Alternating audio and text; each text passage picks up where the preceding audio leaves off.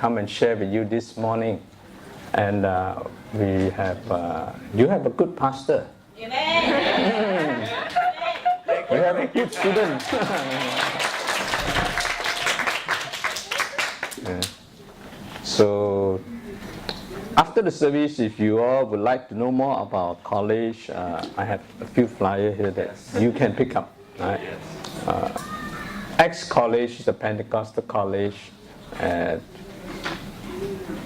We consider it primarily for the purpose of empowering leaders, that they may transform lives and society. So we have people like your pastor who's studying full-time, but then we have many others in the marketplace that actually come, take 1 or 2 classes for self-improvement.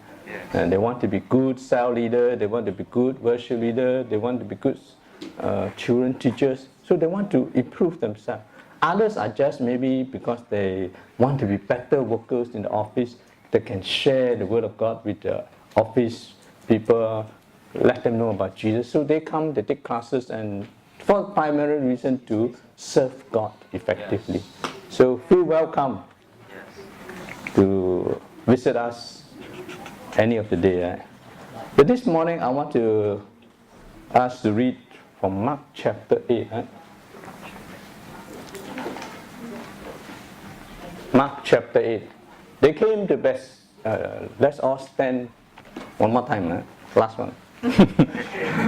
Let's read it responsibly. I read the first, you read the second verse. Okay? Mark chapter 8, 22. They came to Bethsaida, and some people brought a blind man and begged Jesus to touch him. 23. He took the blind man by the hand and led him outside the village. When he had spit on the man's eyes and put his hands on him, Jesus asked, "Do you see anything?" 24. He looked up and said, "I see people. They look like trees walking around." Once more, Jesus put his hands on the man's eyes. Then his eyes were opened, his sight was restored, and he saw everything clearly. Amen. Please be seated. May the Lord add blessing on the reading of His word. Amen. Praise God. From our passage we read this morning, that if you have read through the book of chapter 8, you will notice that chapter 8, the verses before 10 to 22, 10 to 13 was actually the Pharisee asking Jesus for a sign. Show us a sign, then we will believe. As if they have never seen a sign before. So they said, show us, we will believe. Right? Then Jesus cannot tahan anymore. Jesus said, I warn you, you didn't never see it, you never understand it, because you just cannot understand the sign. And next slide, please. Sorry. Yeah. That's how it begins. It begins with a request for a sign for the Pharisee. And then we have Jesus rebuking the Pharisee. You are not able to understand precisely because why? You don't want to understand. Jesus has been with them for already a number of years, but nothing happened. They see and they see not. Because you don't want to see. So even if I perform 100 times, no different. Because you just don't want to see. And that's where the current passage comes. Jesus said that you need, more than anything, you need a second touch. And that's where the friends brought the blind man in like that. So today I want to talk more about second touch. A second touch from the Lord can make a lot of difference. Even in our daily life, a second touch can make a lot of difference. For example, the first one, next please. Look at this old wall here. It's an old wall. It's this is taken from my hometown, Ipoh, Perak. In my hometown, we have all these buildings were built around the World War time, long before most of us were born. So they are all very old buildings, and actually nobody stay anymore.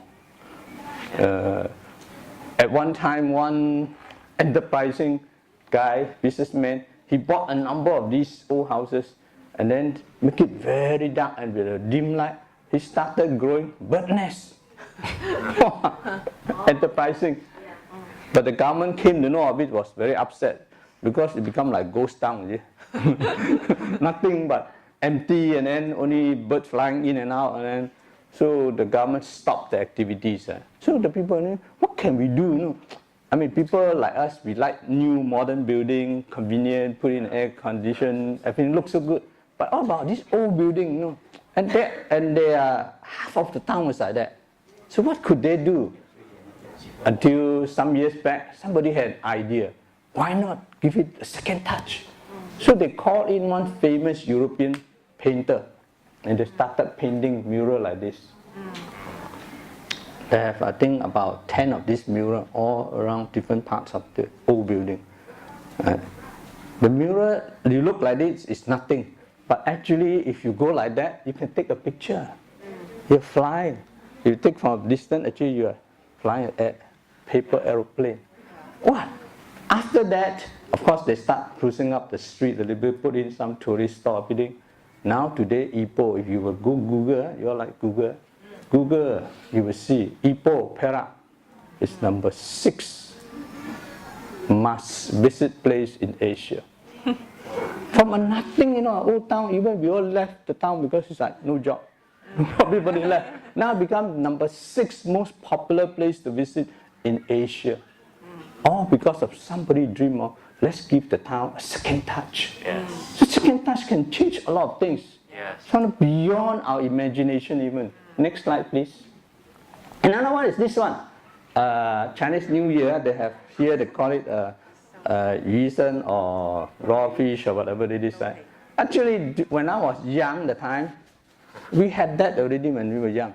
But in our time, it's not like that. This is too much. In our time, is we just julienne some carrots and radish, no coloring one, natural. And then slice some ikan parang, it's a common fish. Slice them, then throw in some keropok, then we toss it. That's our yusen. What do they? You go to the restaurant, Chinese New Year time, must book also. One plate will cost what? $25 to $80 to $100. More than that. Or some more than that, because depend what you put inside. They put abalone, they put this, they put that, and the price start going up like that. Some enterprising guy decided second touch. Now the appeal is to the young people who got money. Those days they put like that, nobody will eat, we don't have money. We all live in the kampong side where we got money to eat like that. So it was very plain and simple. But some gentlemen, businessmen thought of it. We can make money. Yes. It became a reality. Now Tom, Dick, Harry, even the Starbucks also got yusen. I cannot believe it. What do they know about yusen? What do they know really? They know nothing at all. But they realize that it make money. Don't care. I don't think they make it also. They also bought it somewhere. Just deliver it and then they serve you double the price like that. They make profit out of it. People are like that. When they see something, if they can see beyond what it is naturally, then actually they got a bright future. You can think, one last one. Another second touch. And this one. This is actually an HDB flat near apartment, near to my apartment. I look at it, pass by several times, I look back again. Hey, that looks familiar. HDB, I never realized HDB can be like that. No, HDB can be, depending on the people staying there, sometimes can be quite dirty, everything. And the guy decided to give me a fresh coat of paint. And we touch it, the repainting become very in already. And can sell at a much higher price now. See, a second touch can make a lot of difference. If we dare to imagine, stretch, and see what possibility it is. The same thing too for us this morning, the passage we read about a second touch from the Lord can also dramatically change our life. Next, please. And that's the big picture we want to leave with you this morning. Right? A second touch from God can dramatically change your life. Dramatically change your life. It is possible if you dare to dream with Jesus. It is not possible if you just sit and say, cannot be done, cannot be done. Okay, nothing can be done. Because you already said cannot be done.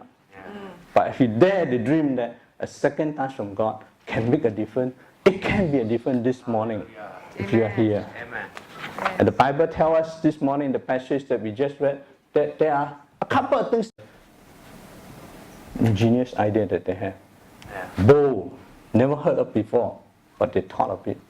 In the same way too, we read in the passage here, verse 22 said that they came to Bethsaida and some people brought a blind man and begged Jesus to touch him. Some people brought a blind man and begged Jesus to touch him.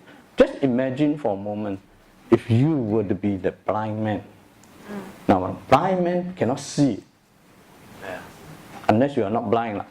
Like some of those at the MRT station, they are not blind, they neither can see, but they just want money. But if you are a real blind man, you should not be able to see anything at all. Whatever people describe, you say, oh, how I wish I can see. Imagine his friend there talking about, it happened to be in Singapore, they were talking about, wow, that flower, sakura, you know. In April time, there's sakura at the garden by the bay. Let's talk about sakura. Wow, how beautiful. No need to go to Japan. You can see it here. Then, oh, what is sakura? How does it look like? You cannot imagine.